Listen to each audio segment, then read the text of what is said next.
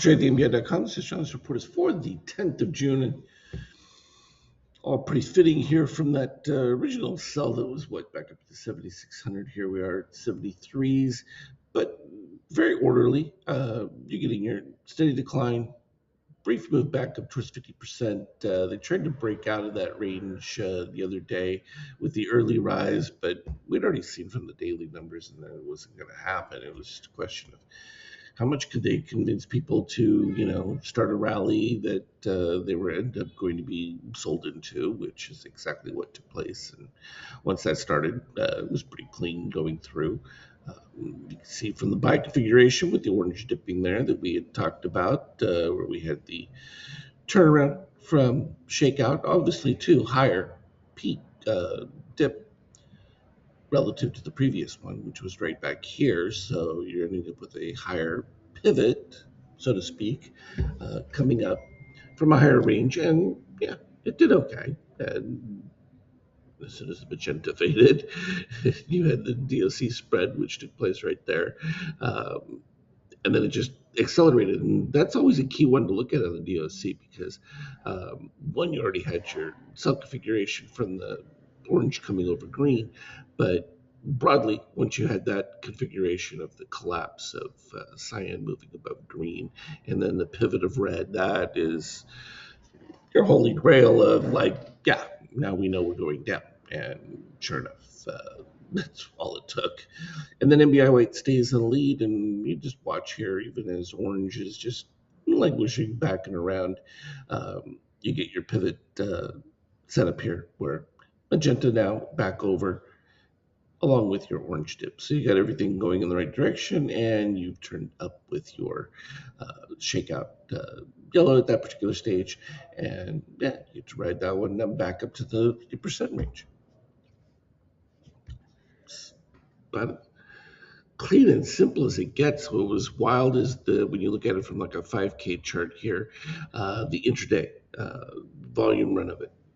Quite a range. I mean, we just kept cascading all the way across. And then there was that nice rally coming back up, only to be sold briefly in between and did it again. I mean, those were some beautiful ranges intraday. It's very nice. And here where we are in pre-market, because every one of these red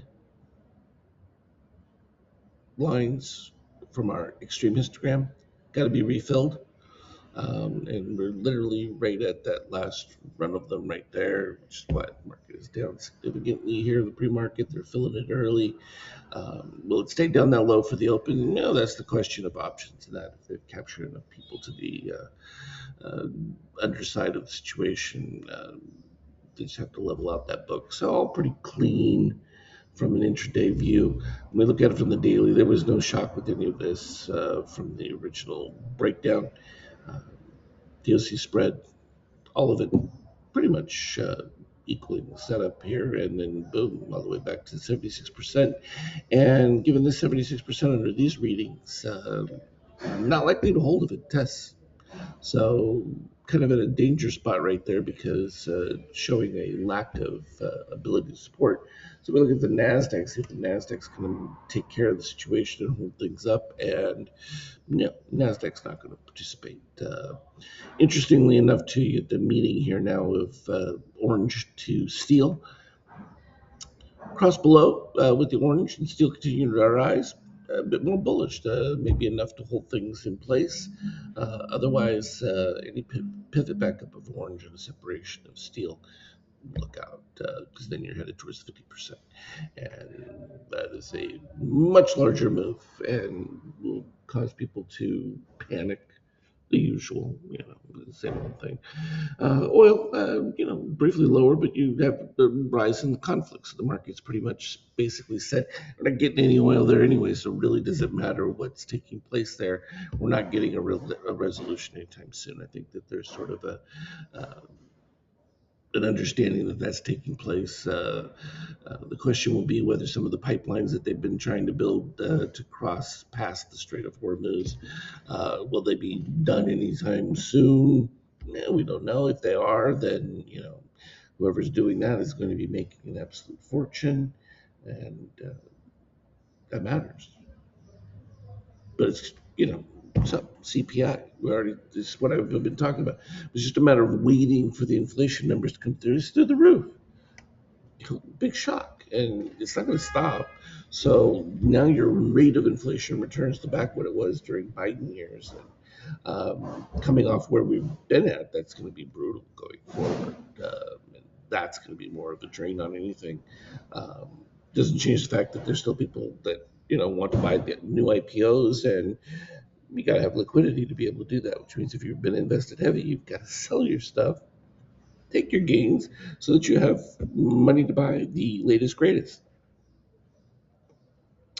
Euro still hovering right around this 115 mid-range, still relatively high given what the Eurozone is doing.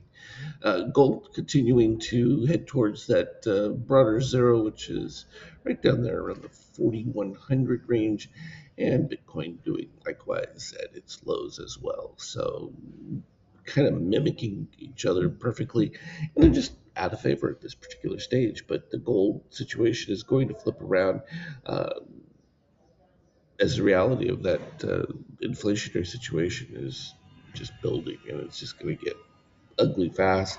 You know, real estate, all the other things, you're going to be looking at, significantly higher rates. And the Fed's view, though, is going to be, well, we've just, normalized things to what they were prior to the financial collapse. But are you in the same process generating a potential new one? They think that there's a much more greater resilience to higher rates now that they've normalized, but absolutely devastating from a budgetary standpoint for the U.S. Numerically, as well as for real estate. So that huge problem that's about to build and get worse. I mean, we've already seen the difficulties commercial space had, but it's a whole new dynamic now.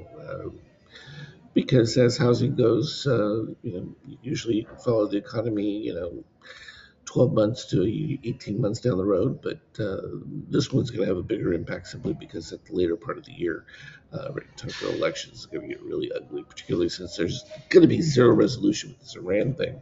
Um, Unless, like you have this attack, and what's your response? A couple of bombings, well, proportional. And I've never understood that response. It's like, why would you want to be proportional? Why wouldn't you want to be excessive so that your enemy understands that if they do even the smallest thing, the retribution is going to be so severe? I've never understood this idea of proportional response, because all it says is, well, that didn't hurt so much, will continue to be a problem, and nothing ever gets resolved in that situation. Uh, Confusing, but whatever. I mean, it is what it is, and all we can do is play the trades. So that's what we're going to do. And from this standpoint, you're still in a negative bias at this particular stage. So until that changes, that's the answer. Anything relevant, though, I will put it on our team chat. Have a good one. Trade well.